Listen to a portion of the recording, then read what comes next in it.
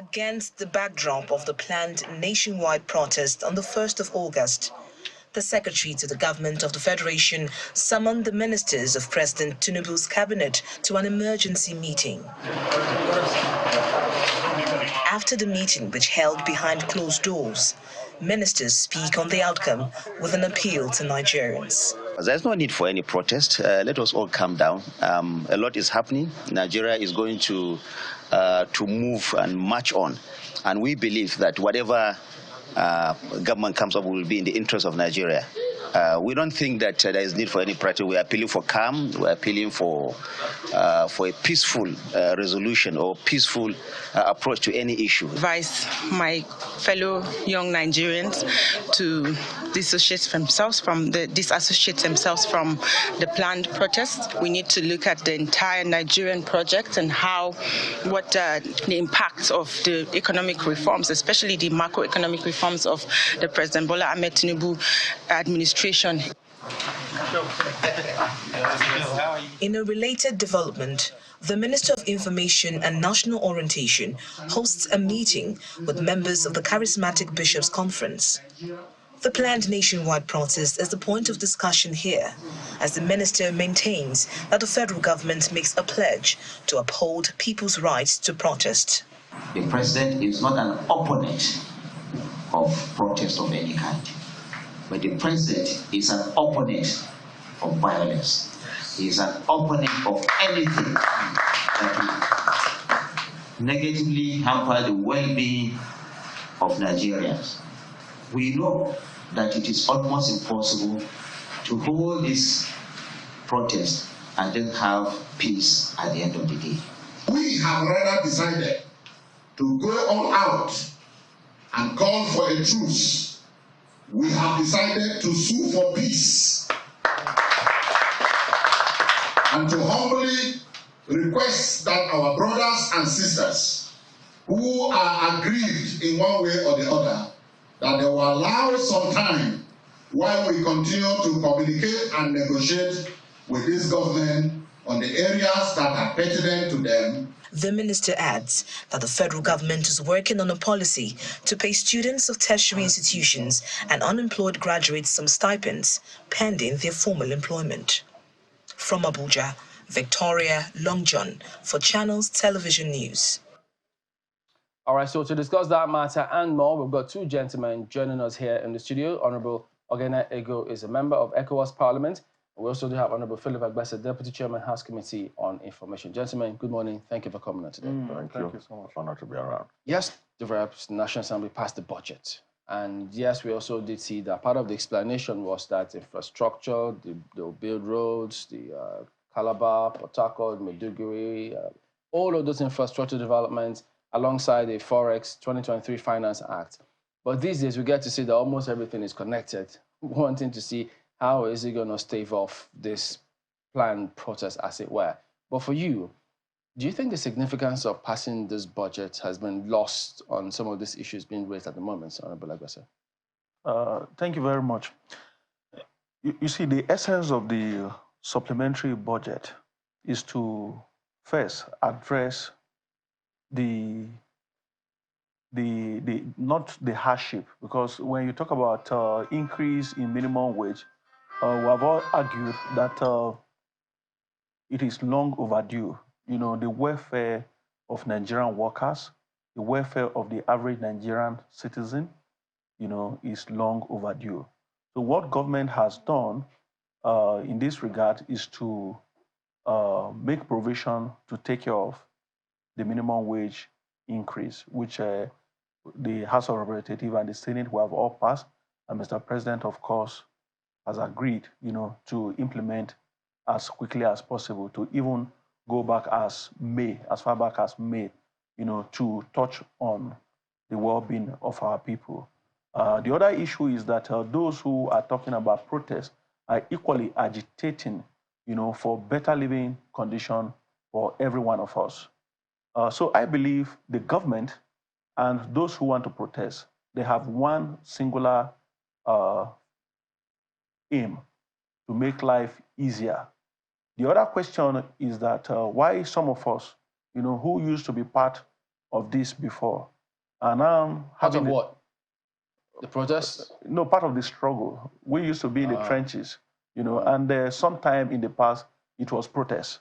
But what we are saying at the moment, because of our past experiences, you know, the recent one, which was what happened during NSAS, and then most recently, other developments across the globe. If you go back to Kenya, you know, after the protests, of course, government made some concessions, you know, effected some immediate changes. But again, the aggrieved protester, the average aggrieved protester refused to leave the street. He wanted to achieve something immediately on the street. And this became, you know, another man's property. You know, what government has been able to build, public infrastructure, people's properties, like it happened in NSAS. You didn't mention the government also sacked their cabinets. That hasn't happened there. So are you using that as an example of what should happen here or what may happen here? Yes. Are you looking at the complex whole or you're taking some parts? Yes, because if you look at the size of Kenya and the size of the government structure there and the size of our country, the population of our country, and the structure that we have at the moment, it hasn't reached that bogus level. So I believe, I'm sure they'll know how to handle. So the other aspect of the budget, you know, what we do basically in the National Assembly at the moment, in considering budget proposals, you must look at certain parameters. One, how well these issues, the issues contained in the budget, you know, are able or capable of addressing, you know, the necessities of life. Okay. So, Honorable Egoh, that's why you come in here, because, I mean, we've seen budgets pass. Yes. And then sometimes many wonder, the line items they usually see in the budget, some of them repeated, some of them they think it's absolutely unnecessary.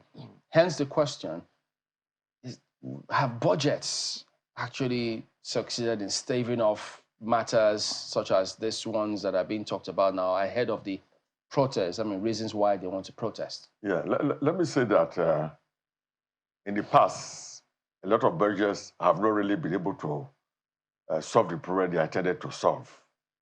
Otherwise, we don't have bad roads, we don't have people suffering and that kind of thing.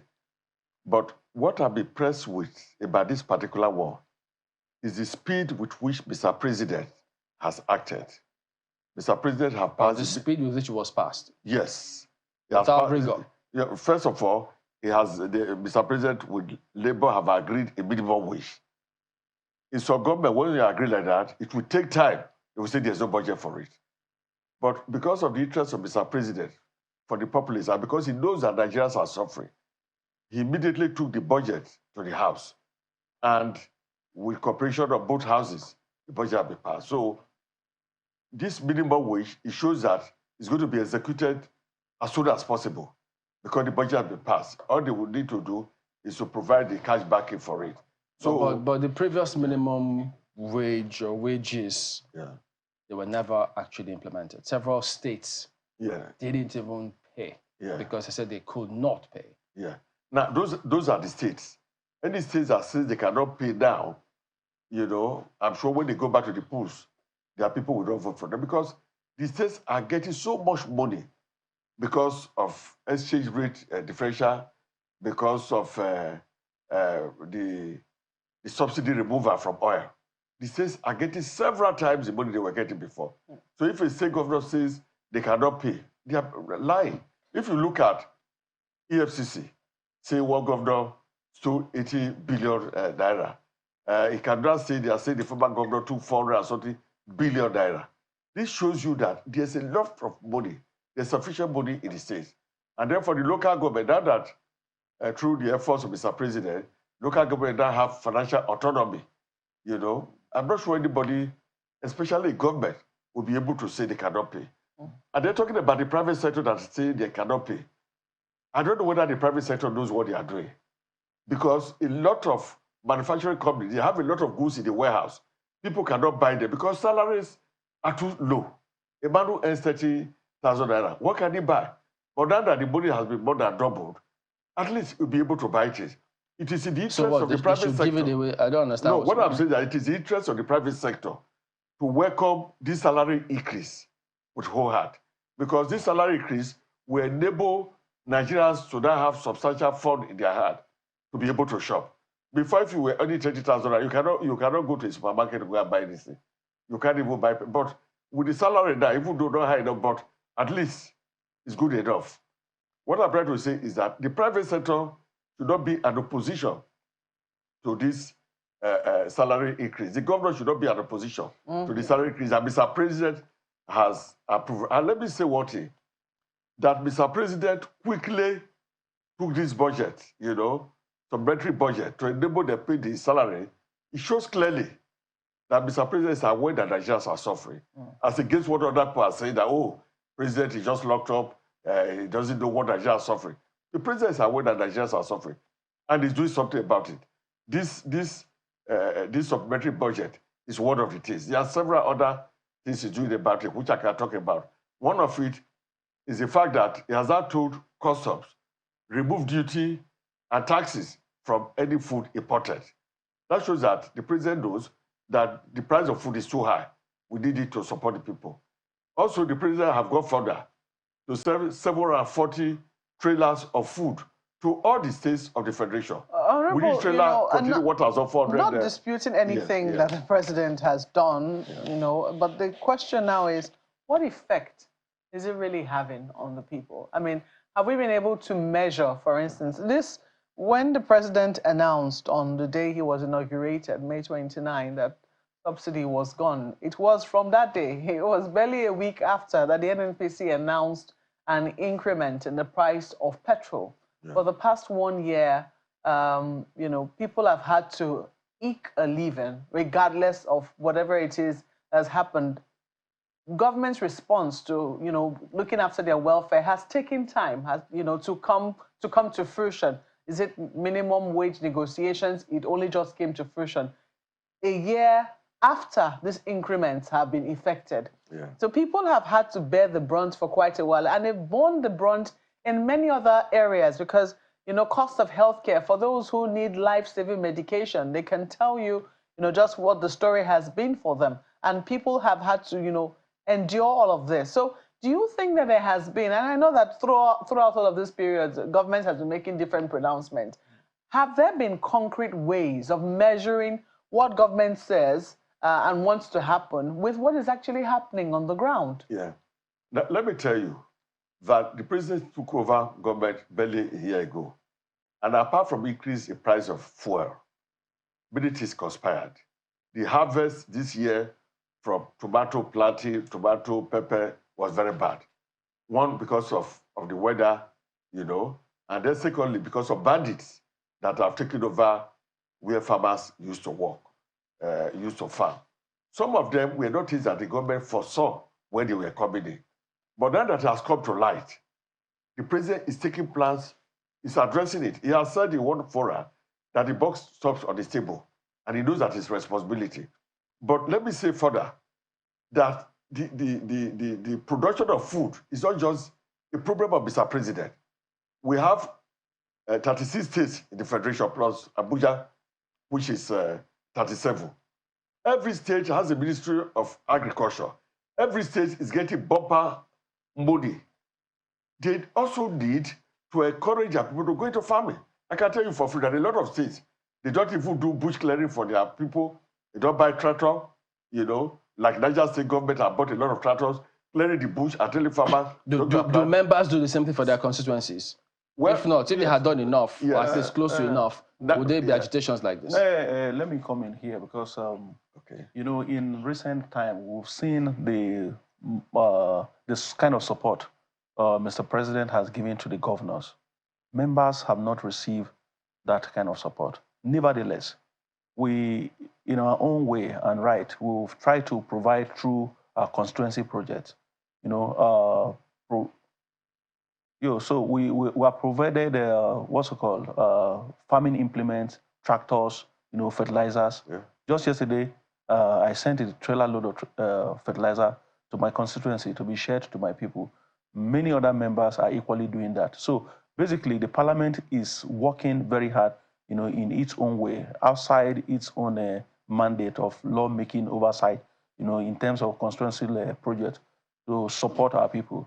So now on the issue of equally helping the farmers, yes, to a large extent, we have equally, convened Security Summit, because even if these farming implements are available. Wait, pardon me, what about the 70 billion naira that the members of the National Assembly were said to have gotten from the executive? 70 billion naira? That is news to me, sir. You didn't get any funds from the federal government at the initial stage? He said, I think the words at that time was to help the newcomers into the parliament to settle down, to settle in. No. No member of parliament received 70 billion naira or shared. How much did they receive from the executive?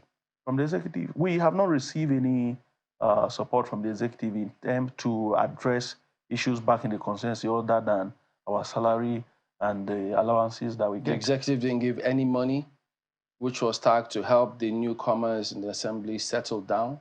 They didn't get any money whatsoever? No. If Mr. President gave money to governors, I think this is have always to been lawmakers. To lawmakers, no. We were not given anything. Honorable, I know you want to talk about, okay, you want to quickly say something. Yeah, there was something I was trying to say, that it is the responsibility of every state governor to ensure that there are people get involved in agricultural production. You know, when we had regions, every region had their product. Southwest had cocoa, the North had groundnut, and the Southeast had oil. Delta had, Bende had rubber, you know. Governments were proactive. They were providing things for the people. Before, in the Southwest, everywhere, we used to farm tomato, pepper, and everything. But now everybody waits for tomato to come from the north. Now that bandits are disturbing the idea, and then both arrive. So what I'm saying is that every governor needs to sit right and ensure that there's bumper harvest in this area. Even the local government that have now got financial autonomy, every local government chairman must ensure that farmers in the area also help to farm. So what I'm saying is that this problem just came up. It has not been there before. It is during Tinubu's government that this problem of food shortage came up. And the president is tackling it. He's doing a lot of things to tackle it. And that's why I think that Nigerians need to give him time. The man has been there for just 1 year. No, but I don't think food shortage just came up now. I remember the former government. No, the former government had several meetings. No, that's former government. But I'm talking about under Tinubu's government. That it just came up. Yes, the issue of the food shortage just came to light. And that has come to light. The man is working day and night to ensure that there was even a provision that he has made for money to go to the state to help to tackle it. So every state government should take it, because the major duty of government is to ensure security and welfare of the people. Well, you've said that. So every state government and the local government should also join hands with Mr. President. Instead of everybody saying, he's a president, food is short. No, it's not only the duty of the president. But I'm sure that with what Mr. President is doing now, in 18 months' time, this issue of food shortage or the high prices will be a matter of the past. That's why we are saying, let's be patient. 18 months' time. Yes. 18 months. Yes, it could be lower. I'm just giving. Yes, 18 months is a full year and 6 months. Yes. But let me quickly, ask you this about budgets. Let me come to Honorable Agbese now. Recently, the president sent an amendment, I think, for another 6 trillion naira to be approved. We understand that a part of it was because of this minimum wage, which the president recently approved and agreed upon with Labour.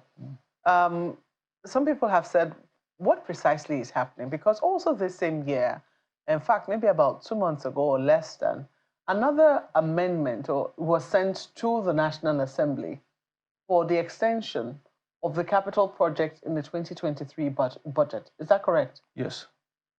Okay, yes, to quickly touch that. Now, today we have a parliament that is up to its responsibility. We equally have a president that respects due process and the rule of law. You know, in time past, some of these things were carried out even without legal backing.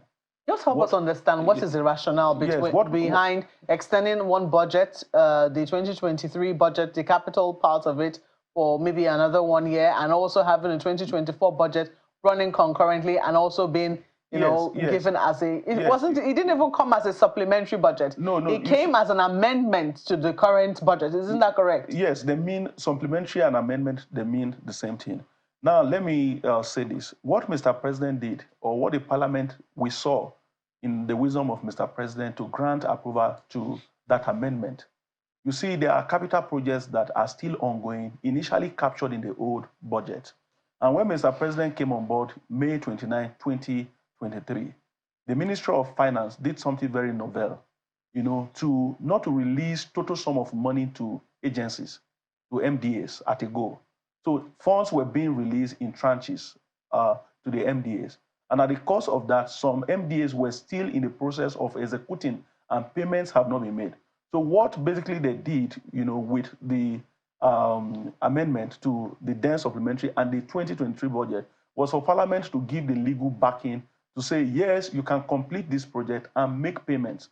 So you don't cut that budget or you don't stop those projects and now come back to Parliament again to look for how to initiate those projects as if they were new projects. So all Mr. President has said through that submission before the Parliament and the approval that we gave as a Parliament, say, go and finish this project. The funds are there. You can make the funds available to them when these projects are completed.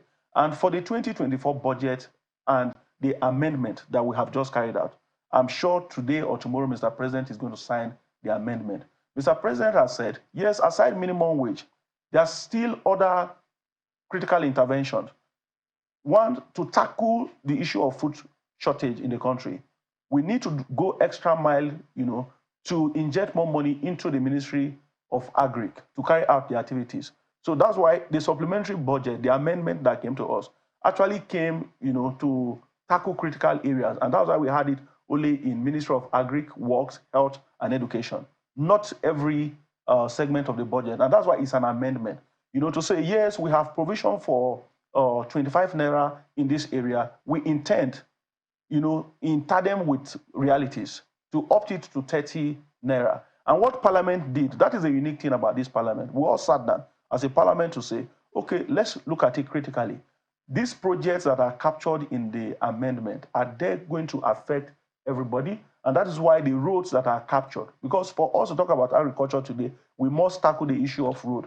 The farm produce, when they are produced, they must leave the rural communities and get to the urban centers as quickly as possible. Honorable, let me just quickly confirm this. Are you a member of the Labour Party? No, I was voted on the platform of the All Progressive Congress, and I'm still a member of the APC. Okay, just wanted to confirm that. Because, you know, for some people, they have been saying that it looks like all the members in the National Assembly, even those who were voted on from opposition parties, have all been singing from the same hymn sheet. So every time it doesn't appear that there has been any critical debate on some of the issues that have come up. Let me quickly correct that. Yeah, you see, the problems that we have today in Nigeria, they do not respect our ethnic affiliations. The problems that we're having today, they have no respect for our political parties. All that we have been voted into the Parliament to do is to see how we can better the lot of our people. So if you are there with that philosophy, you have that mindset, you will understand that Parliament is not a place where you come, you know, to wrestle or to box. It has to be intellectually driven. Of course, and that's intellectual debates and what should happen. I'm saying, do we get to see enough of that on the floor of the National Assembly? No, we've been having very robust debate, you know, on the floor and outside the floor. Because, for instance, at the course of considering the supplementary budget, the House Committee on Appropriation under the leadership of Right Honorable Kabiru Bichi, you know, first, in the wisdom of the current speaker, majority of the committees, federal character, appropriation, are all equal representation committees. That is to say that you have people on the committee drawn from the 36 states. Then you have a special window also given to special people like women to be part of this committee. So, like appropriation, in appropriation you have members of the Labour Party, the APC and everything. So the peace and tranquility that we have in the Parliament today, it is not that people are docile, people do not understand what they are doing, or there's any special relationship between the individuals, you know, that conflict with their political leanings. It is the fact that we all, you know, have subdued our individual differences and understanding, our selfish interests, to work together in harmony for the good of our country. Honorable Ogene, let me ask you, is it a peace that disturbs you? What I say. Are you satisfied with this peace in the National Assembly? Yeah, because when you're in the National Assembly, what you want to do is what you can get for your people. I would not. And then what you can get for I the would have nation been also. surprised if you had What you can disagreed. get for your people and for the nation. So if the members decide that instead of fighting against each other, let us all work in tandem and struggle to bring dividend of democracy to our people. That's all, because when you get back to the constituency, everybody's asking, what have you brought for us? You know, so now let me just quickly. Unlike in America or Britain, where it's driven more by ideology, here we are still developing. You've spoken about. Mark, but let me add. Yeah. Let me add. You know, the ideology of the various political parties in Nigeria, it's summarized in one word: the people's welfare. So if the people's welfare is my ideology, and I'm of the All Progressive Congress, and the PDP members also have the ideology of what do I do for my people. Yeah. But you see in Parliament, basically, what leads to rancor is where there's inequality. You know, where people are not treated fairly, where there's no justice. And I will speak for the House of Representatives under the leadership of Right Honorable Tajuddin Abbas. It is a parliament that has been able to carry the interests of the various constituencies along. Okay. Honorable, you know, one of the things you did say was that the governors are getting a lot of money. I don't know if you're aware that the governors have gone to court, you know, to also challenge what is happening with the FAC account. They allege that not all of the monies that accrue to the Federation account are being shared with the governors and local governments as stipulated by the Constitution. Are you aware of that suit?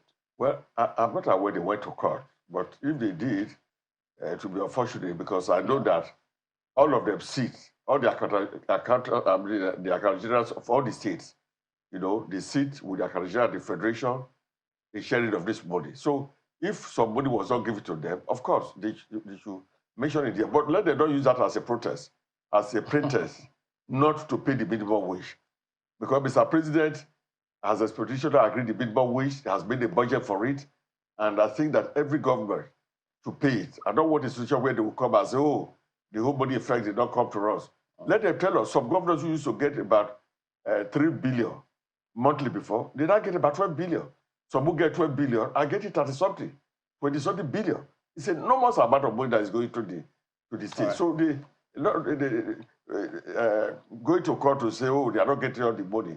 I think those are issues they can settle with the presidency. Well, many are still talking about the protests that occurred in 2012 when the ACN was kicking against the subsidy removal.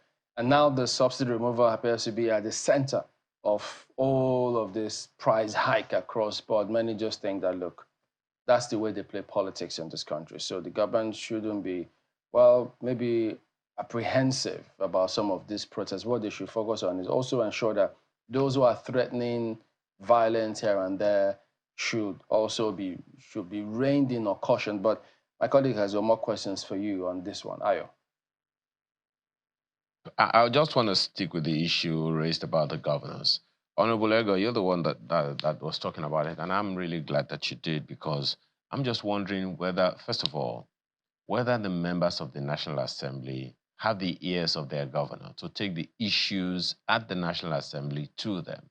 I'm not sure, but you may educate me as a politician. A good number of people who go into the National Assembly to represent their states usually have one way or the other some backing from their governors. So if that is the case, or if that be the case, and the governors are there in the states, the legislators are there in the two chambers of the National Assembly, do you think the governors listen to the legislators to know how the federal government, which they are part of, is feeling about what's happening in the states?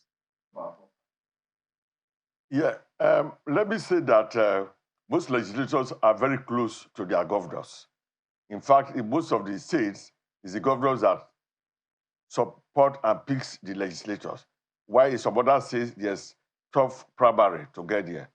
But it's difficult for a legislator not to be close to the governor, because issues that affect his government, it must bring them to the National Assembly and vice versa. But what I'm saying is that the governors have a lot of areas to ventilate whatever grievances they have. They can be the presidency. They have Second, Honorable, I'm not even as concerned. My apologies. I'm not even as concerned about their grievances or grouses as opposed to the developmental initiatives that people expect of them. You spoke about their responsibility in the space of agriculture. That is it. Now, we talked about Benue State. I mean, look at the number plates of some of these states. Benue State, for instance, is, you know, called the food basket of the nation. That's, for me, is very, very instructive. And I'm wondering whether or not Benue State is still as food basket as it was in time past. There are those who would also point to Niger State for one product or the other, and a good number of, you know, states all over the nation having one specialty or the other. So if we had all these things, and the federal government is still talking about preparing or setting some money aside for agriculture, what do you think is happening right here? That's the reason a good number of people will wonder, hey, what's the federal government got to do with agriculture in the states when the states are the ones that have authority over their land and they can talk to their farmers? That is it. What do you think is happening here? That is it. Yes. That's what I'm saying. That a lot of the state governments have failed in their responsibility to their people on the issue of agriculture. You'll be surprised that even states in the southwest, southeast, you know, the south, they are waiting for food to come from the north or across the border. Meanwhile, all this is tomato, pepper. With the support of the state, this can be planted very easily. But the states have not taken it as part of their responsibilities to feed people because food was coming cheaply from the north. But now that the harvest is paltry, the harvest is very low this year, you know, the states, what I'm saying is that the states should now sit up and take it as their responsibility. Even the local governments also.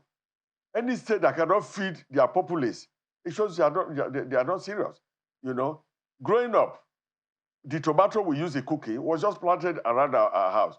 And I remember in Lagos, in those days, when we traveled to somewhere like Ife, you know, to Ilesha and Co., when you are coming back to Lagos, on corner of the road, we see heaps of tomatoes, heaps of pepper. You just buy your vehicle, you carry them home. But these days, when you pass those roads, you don't see it anymore. Which shows that something is wrong. Everybody is depending on only one area to provide food. And the population of Nigeria is growing. Now, because of climate change, there's flood. Sometimes the harvest is not as good as it is. So every state government must go back to look at what their state can plant well. Even in the areas like Niger Delta, where it is swampy.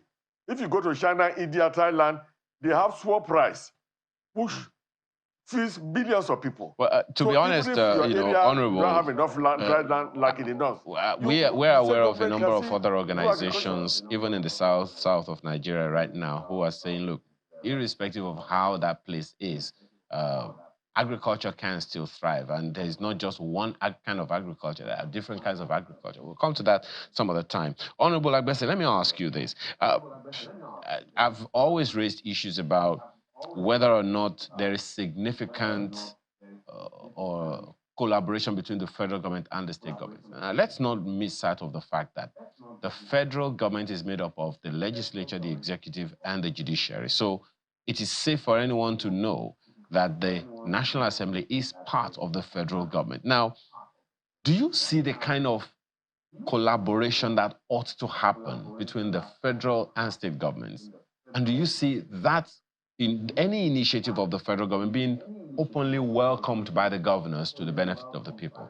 I'm asking that against the backdrop of the National Livestock Transformation Plan of, I think, 2021, and even the one that came before it, the Economic Sustainability Plan. Each of these plans had state governments integrated in there, but it would seem like all of those initiatives were just fantastic ideas on paper, never really got the buy-in of the governors at the subnational. Yes, we have to commend Mr. President because in the past these things were not followed, given the necessary political touches. Now, under the leadership of His Excellency President Asiwaju Bola Ahmed Tinubu, we have seen, you know, collaboration between the executive and the National Assembly. That also we have seen between his government and the state government. Nevertheless, the recent disagreement between the federal government that they had to go to the Supreme Court before the issue of local government autonomy was settled, will also tell you that while Mr. President is making all the efforts in Abuja to make sure that Nigerians are happy, some of the state governors are not readily available, to support that initiative. So for me, I want to say that it is a call on the governors to see that they also have a lot to do for the masses of our country. They must ensure that some of these issues within their jurisdiction also work well, because like the level of corruption at the state level, we haven't really seen that at the center. And each time a governor is arrested or a governor leaves office, we hear about these bogus figures. Honorable, you permit me for butting in. Mm. Permit me to butt in for a second. There's a question that I put to Honorable Egoh the other time about whether or not the legislators have the ears of their governors. Now, you are still in active service at the national level. So, and saying that the governors need to sit off sounds like this is the only avenue that legislators can speak to their governors. The governors are supposed to get some kind of support. Just a second. How do legislators, your colleagues, and even yourself relate with your governors and take the messages from the federal government to the state governments for the betterment of the people? Well, some of my colleagues are very fortunate to have governors, who are very cooperative, and governors that are also focused, governors that have the interest and the welfare of their people at heart. Unfortunately, for some of us from Benue State, we have a governor who is deaf and dumb, who listens to nobody. He prays all the time, and for him, he walks according to the dictates of the spirit. So, but in all, I believe that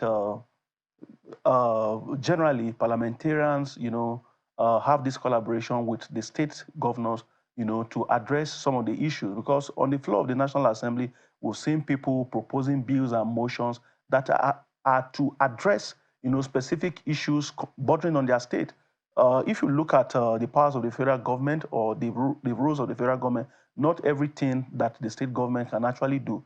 So for instance, construction of superhighways and interventions in tertiary education, the federal government is doing its best. So when there's collaboration between the governors and the federal parliamentarians, these things come way easier. And if you look at the intervention, in some of the states, my apologies again, Honorable. Yes. Is there any way that the National Assembly can, I don't know, engineer something to ensure that the governors do the needful? Because at the end of the day, it's the people that matter. No, okay, for instance, like the constitutional amendment, we are trying to get their buy-in from the beginning.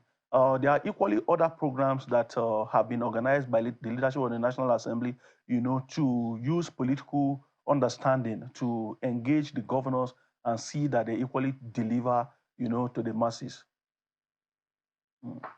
So basically, that is what we are doing. I believe that if the governors, to a large extent, see that there is any need, to collaborate with members of the National Assembly, we are always ready, we're always willing. And Mr. President has, in his wisdom, as a Democrat, as an ex-parliamentarian, has also seen, how vital the parliament is. And that is why he's working hand in hand with the parliament to provide, the dividends of democracy to Nigerians. So lastly, I would just add that for now, I believe that Mr. President is just 1 year in office, and he has outlined some critical programs for our citizens. If we give him a little more time, like 2 or 3 years, we'll be able to assess him fairly on the basis of the promises that he has made, on the basis of the reforms that he has initiated. And if these reforms are not working, even some of us in the parliament will be eager, and willing to join our colleagues in the trenches, to agitate and protest. But I think for now, I want to call on comrades to say it is not yet time for protest. Let us give time for these programs, these reforms to take root. Because like the fuel subsidy, Nigerians many a times mistake the issue of the fuel subsidy protest. What happened in the fuel subsidy protest was that over a long period of time, it was a reform. And we came to a conclusion after a long periodic review of intellectual review of the fuel subsidy to say this is no longer possible. And we all came out to fight, for the removal of fuel subsidy. Yes, we fought for the removal of fuel subsidy. So let us give President Bola Ahmed Tinubu another 3 or 4 years. But for so the protest, people just stuck to it and said, no, they did not want any petrol price hike in 2012. So they all hit the streets and protested. No, you see, with the removal of fuel subsidy, we equally have more money coming to the government. We have more money coming to the federal government, to the state. Would it have been any different than in 2012 when they hit the streets to protest? Yes, what happened in 2012 was that after a period it's a similar narrative. No, it's not. You wanted to play the track for you to listen to? No, it's a similar thing they were talking about. No, you see, 2012 was a street referendum to say this subsidy, is it working, is not working. What we are saying at the moment, the protest should be... At that time, the government went on and they had town halls. They were talking to the people, trying to explain why they needed to remove the petrol subsidy. No such thing happened in this case. What we are saying is this. At the moment, President Bola Ahmed Tinubu has just come on board, barely a year in office, and he has initiated very laudable reforms. So what we are saying is that let us as citizens, not even as members of parliament, give President Bola Ahmed Tinubu another 3 or 4 years for us to assess what he has been able to achieve with the reforms. If at that point, the removal of fuel subsidy, if he stays with us for 3 years, and we say the removal of fuel subsidy has not in any way helped us, has not in any way helped to develop the country, all of us at that point in time will be able to march and protest. Let me come in briefly. Pardon me. We need to go at this point. Let me just come briefly that Atiku Abubakar, Obi, all of them agreed that fuel subsidy was going to be removed. But they were not voted for. Yes. So that's separate. So what I'm saying is that would be material now. That it should be removed. My final appeal is that only 1 year in office. Okay. By the time, I guess time will tell. In that decade. Time will tell. Gentlemen, we appeal that they should. We have to thank both of you for coming on this morning. We also do know that some breaking news coming through. A building has collapsed in Maryland, in Lagos. 3 people have been confirmed dead. 2 adults were rescued alive, and 1 trapped under the rubble. And Lasema say they are there at the moment. Well, coming up now is Business Morning.